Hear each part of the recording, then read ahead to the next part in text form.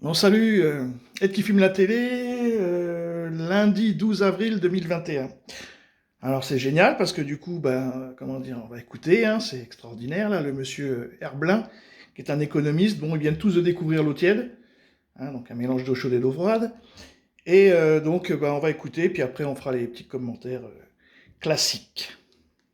Pouvoir d'achat, le grand mensonge. Et Monsieur Herlin, un article de votre part où des propos m'ont interpellé au sujet d'un quelque chose qui est important quand même.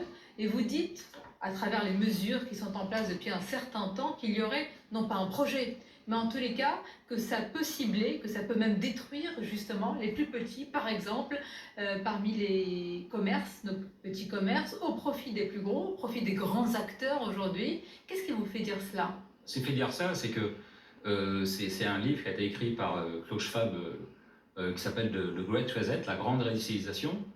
Klaus Schwab, je ne connaissais pas avant, c'est lui qui a fondé le forum de Davos. Donc quelqu'un de très introduit qui fréquente les grands chefs d'État, les grandes multinationales. Et dans le livre qu'il a sorti au mois de juin, moi je ne connaissais pas, donc je m'attendais à lire un livre qui fasse l'éloge du capitalisme, auquel cas ça m'aurait bien plu, parce que moi je suis un économiste libéral, donc j'aurais trouvé ça très bien.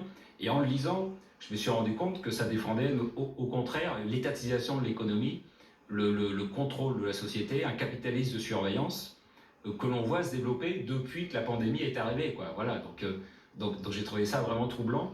Et ça défend un capitalisme de connivence. Ça, c'est un concept qui a été mis en évidence il y a déjà de nombreuses décennies par des économistes libéraux, qui a un travers du capitalisme où l'État et les grandes entreprises font en sorte de s'entendre pour écraser les petits. Et à quoi on assiste en ce moment depuis ces confinements? Eh ben, c'est les petits qui sont écrasés, les restaurateurs, les artisans, les commerces qui sont écrasés, qui s'appauvrissent. Beaucoup vont faire faillite, même s'il y a des aides de l'État, beaucoup vont disparaître.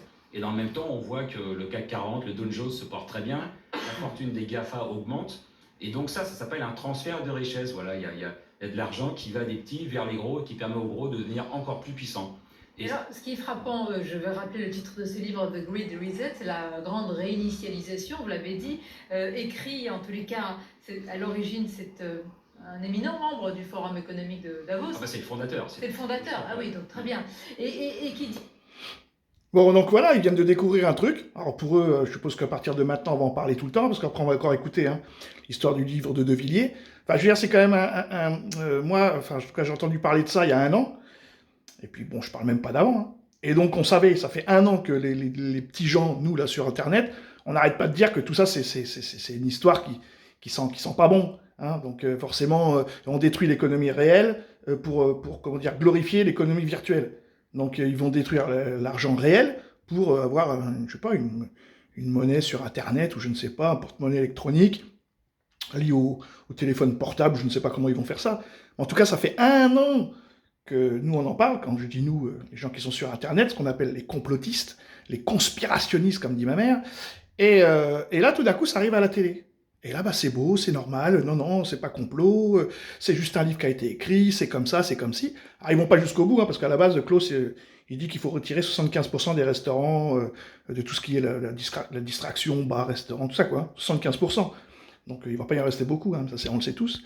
Et donc, voilà, quoi, ce qui est extraordinaire, c'est que quelque chose qui était sous-jacent de nous, parce que c'est pas la première fois qu'il y a des alerteurs qui dénoncent les trucs, la télé nous chie, nous chie dessus, quoi, et puis tout d'un coup, ils veulent prendre le pouvoir. Donc eux en parlent, et tout d'un coup, ça va devenir bien. Et nous, derrière, bah, je ne sais pas comment on va nous traiter, mais à mon avis, super mal. On va continuer d'écouter un peu leurs conneries. Et aussi, en tous les cas, certains disent, oui, mais c'est une vision complotiste qui dit qu'il aurait anticipé la pandémie, la Covid, et imaginé à partir de ça un modèle finalement de société où, comme vous le dites, ce sont les gros qui vont s'imposer, etc. Vous n'imaginez pas cela quand même? Non, il n'a pas anticipé, parce qu'on ne pouvait pas l'anticiper. Moi, je ne considère pas que le virus ait été créé exprès. Ça, c'est un peu complotiste, et ça ne tient pas debout d'ailleurs, quand on regarde un peu ce qui s'est passé. Bon, il ne s'agit pas de ça, mais comme le dit Klaus Schwab, c'est une fenêtre d'opportunité. C'est une opportunité qui est arrivée. Bon, alors donc le virus, on pouvait pas l'anticiper et tout, bah, c'est parce qu'ils regardent pas les blockbusters américains. Il y a World Z, par exemple, qui vraiment, le début du film, les 15 premières minutes, décrit exactement la situation de maintenant. Il y a le film Virus, le film Alerte. Il y en a plein des films hein, qui expliquent. Donc déjà, c'était possible. C'était dans les plans de la CIA, hein, toutes ces petites histoires de virus, comme le 11 septembre, ça, on va pas en parler. Voilà, donc moi j'ai un doute sur tout ça, quoi. À partir du moment où ça vient à la télé, CNews, BFM et tout, ils vont nous retourner ça d'une façon telle que je sais pas. En tout cas, je sais que ça sent mauvais parce qu'à partir du moment où ça arrive dans les médias dits mainstream, ça finit toujours mal, quoi. Donc voilà, après, ceux qui veulent regarder, vous regarderez en replay toutes ces conneries, quoi. Bon, bah salut, c'était un petit coup de gueule. Salut à tous, à toutes. Mazel tov, shalom. Salut.